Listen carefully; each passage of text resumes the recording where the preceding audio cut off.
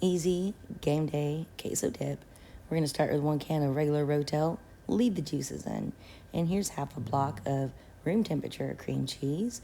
And we're cooking all of this on low the entire time, okay? This is a little packet of Velveeta cheese I had in the pantry. And here's a little bit of Julio's Mexican seasoning blend.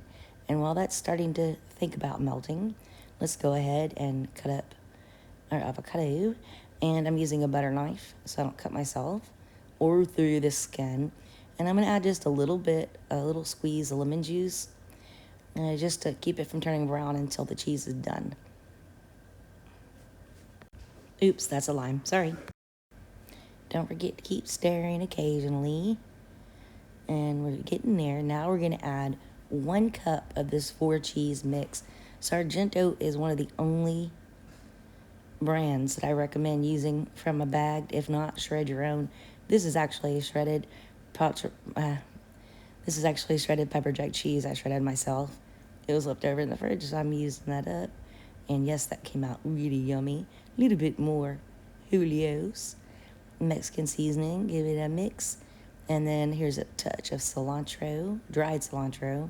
We're going to add in some pickled jalapenos. And, stir that again. And then this is 2 ounces of mozzarella cheese. It was actually string cheese because that was what I had in the fridge. If needed, add a splash of milk a little at a time. Now let's plate this because it's done. It's cheesy. It's yummy goodness. Yes. I'm going to top this off with a little bit more of that pepper jack cheese and cilantro. And here we go. Oh, I put some jalapenos on there. And then here's our sliced up avocado. There we go. Ready to go.